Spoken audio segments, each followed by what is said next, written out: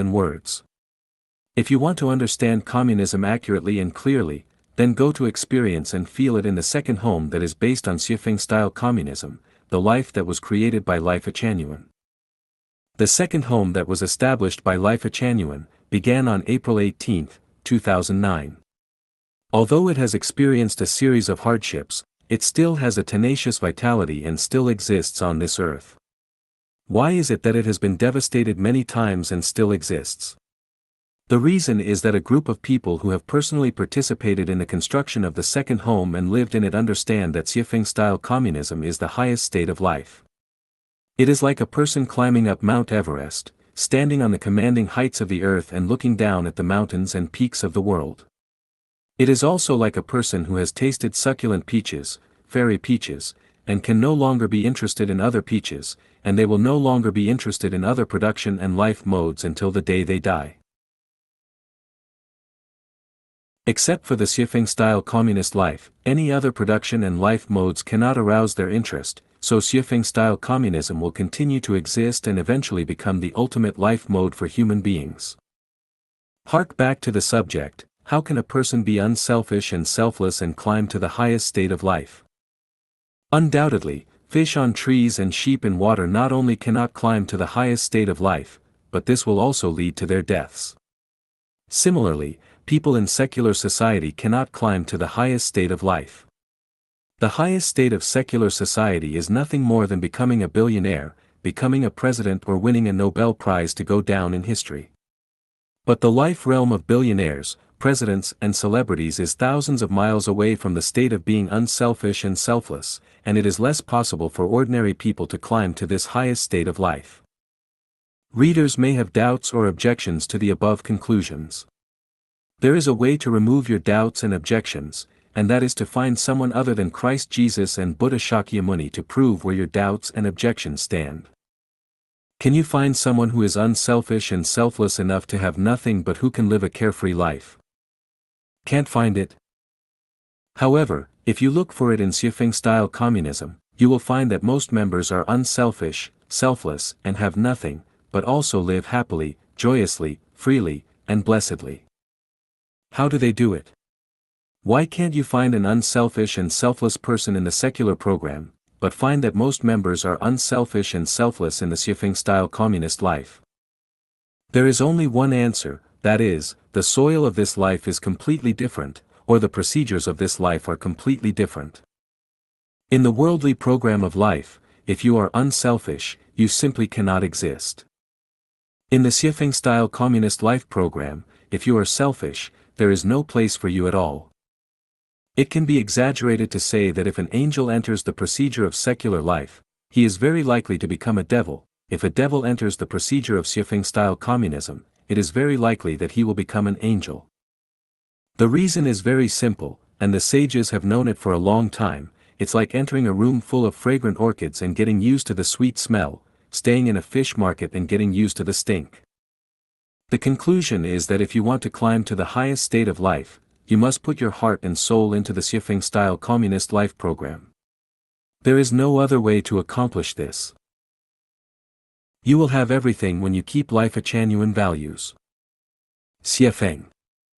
July 6, 2008. Share a warm family with many brothers, sisters, and relatives. Our community has everything that the traditional family has plus everything that the traditional family could never have. Share many talented, handsome, beautiful, passionate, civilized, and elegant friends, lovers, and confidants. You might just yell, "Wow, life is so beautiful," you could not get enough of this even if you lived a cat's 9 lives. Enjoy the second home, now new oasis for life, of the paradisiacal Lifechanyuan, where everything is as the 1,000-year world and you will be happier than in your wildest dreams. Share your joy with many lovely, lively, humorous, entertaining, cheerful, and pure-hearted people. Enjoy having caring, considerate, unpaid angel nurses when you are sick in the ideal environment to enable you to recover as quickly as possible and to regenerate unlimited vitality. Spend your final years in peace with many caring brothers and sisters looking after all your needs and being able to leave this world happily without regrets and pass on to your next existence cheerfully. Recover easily from any natural or man-made disaster, and when you are frustrated and desperate about your future, you will take a quick turn for the better, enter a new field, get a new life, rekindle hope, and radiate youthful vitality. Enjoy spiritual, soulful, and material abundance and no longer suffer from anxiety, melancholy, or fear, or worry about your future. Lead an especially colorful and interesting life of playing the zither to welcome the sunrise, blowing the flute to send off the sunset, waking in the middle of night and thinking of art, and walking along winding paths through secluded gorges. Have someone guide you into a meditation room to practice detachment from mortal life. Meditate so as to obtain supreme, authentic wisdom with 64 magical powers, reach the 5th level of meditation, and experience a wonderful reality. Receive oral teachings from the saints of Yin and Yang and the 4 heavenly kings, and being able to understand the teachings of Christ and Buddha quickly and becoming a master of the generation after digesting their teachings thoroughly. Understand everything in the 1,000-year world. Your consciousness will soon resonate with the consciousness of the celestial beings who live there, and when the time is right, you will pass directly there to enjoy fully the infinite beauty of life. Travel around the most magnificent scenery in the universe, taste magical melons and fruits, learn to fly through the sky, and always remain beautiful and refreshed for up to 30,000 years in the 10,000-year world.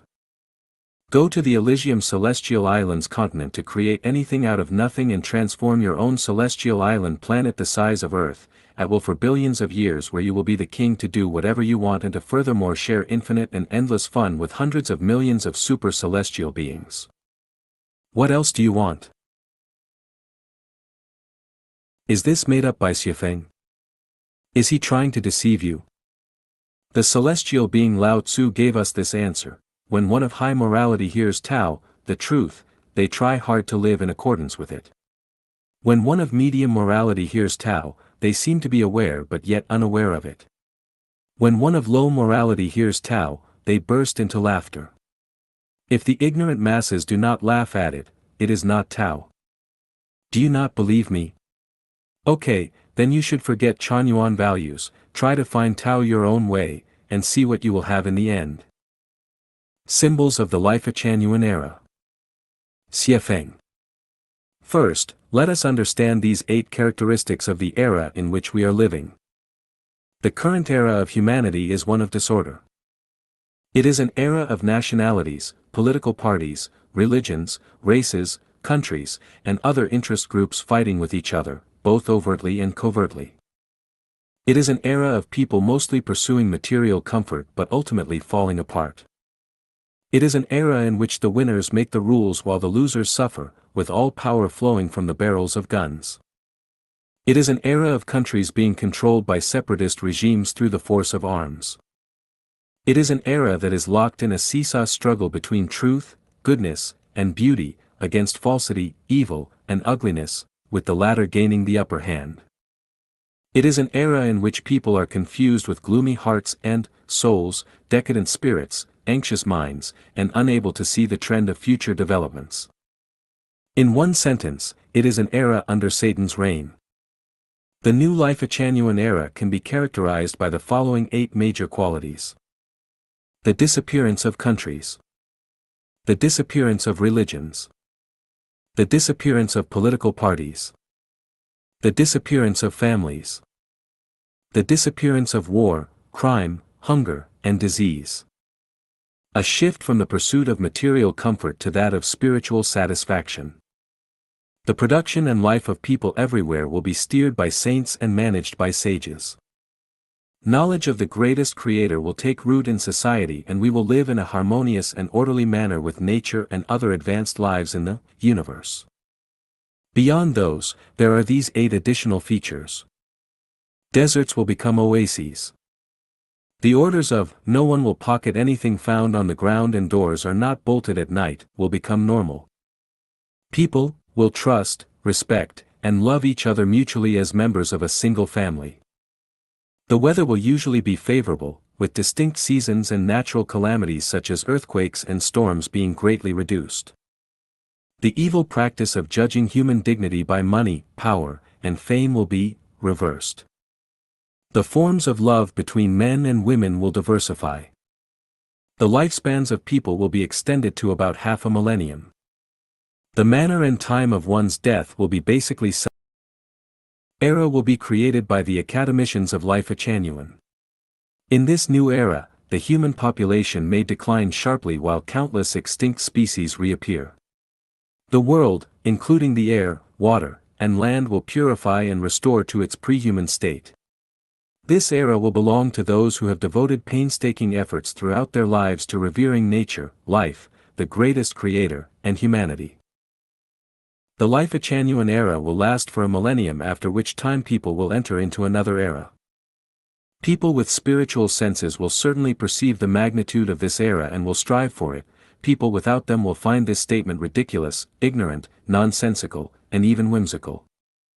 The arrival of the Lifechanyuan era will not be altered by anyone's will but is the inevitable evolution of life. It is the law and order of Tao.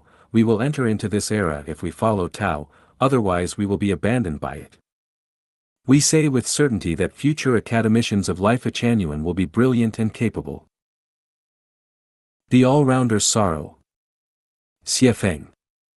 December 3, 2021. There are some people in the human race who are all-rounders. They understand everything and can do everything. They are geniuses. But for 99.9% of people, to become an all-rounder, it takes time and energy to learn, to practice, and to put their skills into practice. The problem is that life is short, but principles and skills are unlimited. It is not easy to become an all-rounder in this limited period of life. People's talents are just like their looks. People are different. It is impossible to make yourself look like everyone else. Only by giving total commitment to your strengths will be the best choice to go forward on the journey of life. The sad thing is that to survive in human society, most people are not using their strengths, but passively doing jobs that they are not good at, and their true nature cannot flourish, or the law of survival in society forces them to engage in jobs they don't like, to engage in a variety of different jobs, to become an all-rounder. When becoming an all-rounder, many do not realize that it takes much time and energy to study and become an apprentice. As a result, most people lack a true professional skill. They can do many things but are not proficient in any. They know everything, but don't understand anything thoroughly, and they cannot become the best in the field of work that they are engaged in. Also, they have to give up the opportunity to enjoy life and life because of forcing themselves to study and put their skills into practice.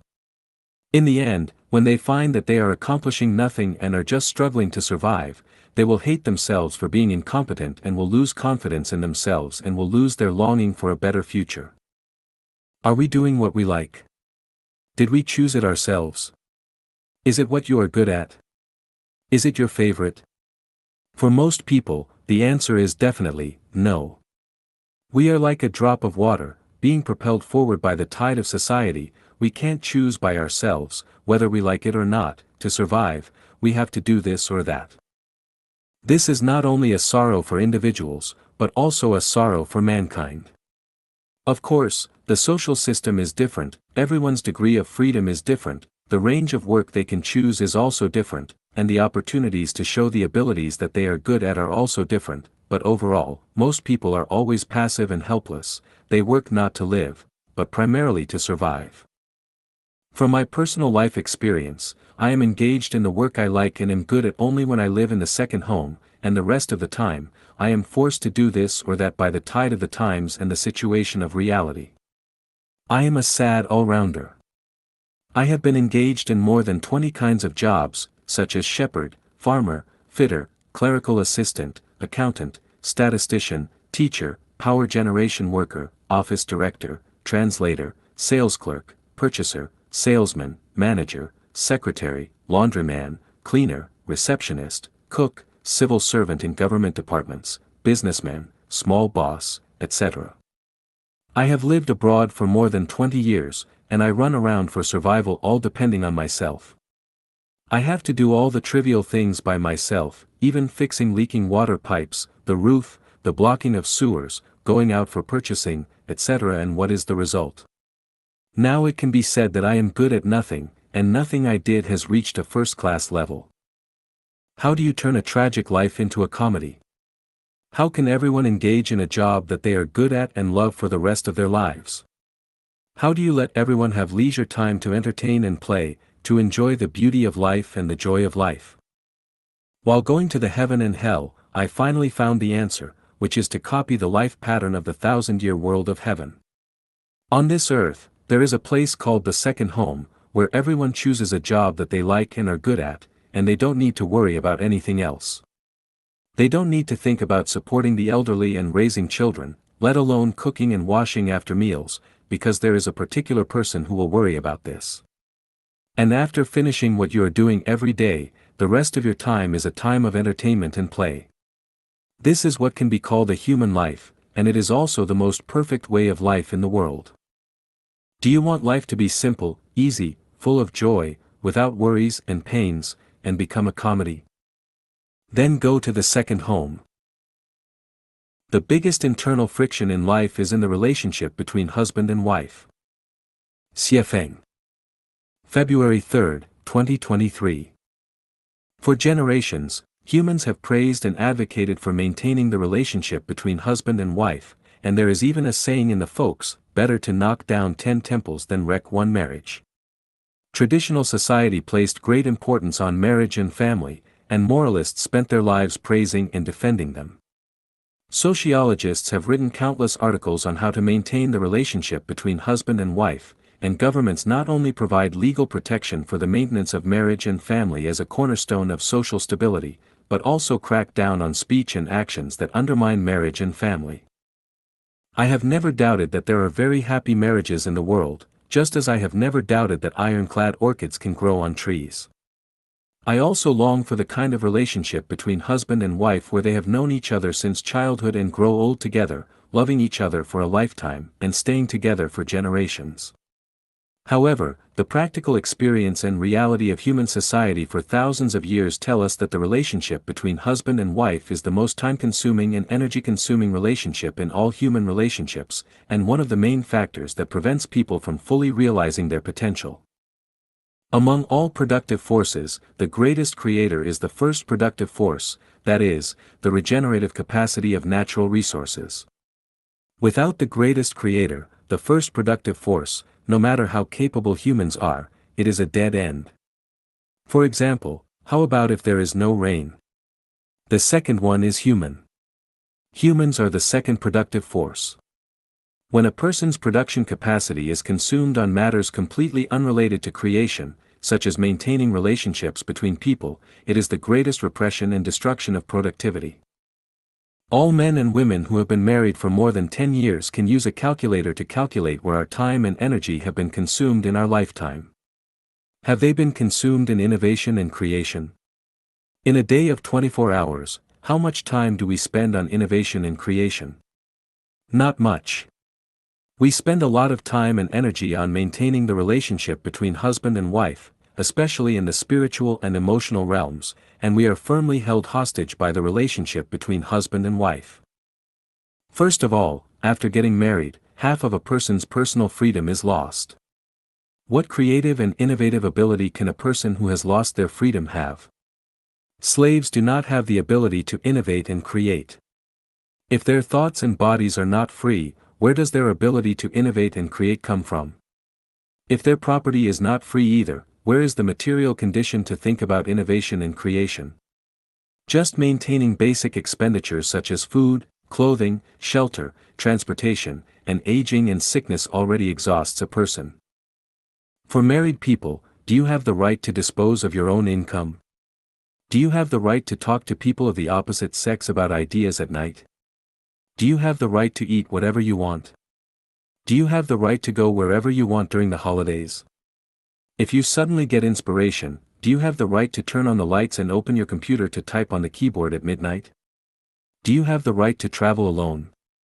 Do you have the right to chat and drink tea with your classmates of the opposite sex frequently? Do you dare not take care of your husband's or wife's emotions? When your husband or wife is in a bad mood, do you dare to say the word no? When your husband or wife is sick, do you dare not take care of them? And so on.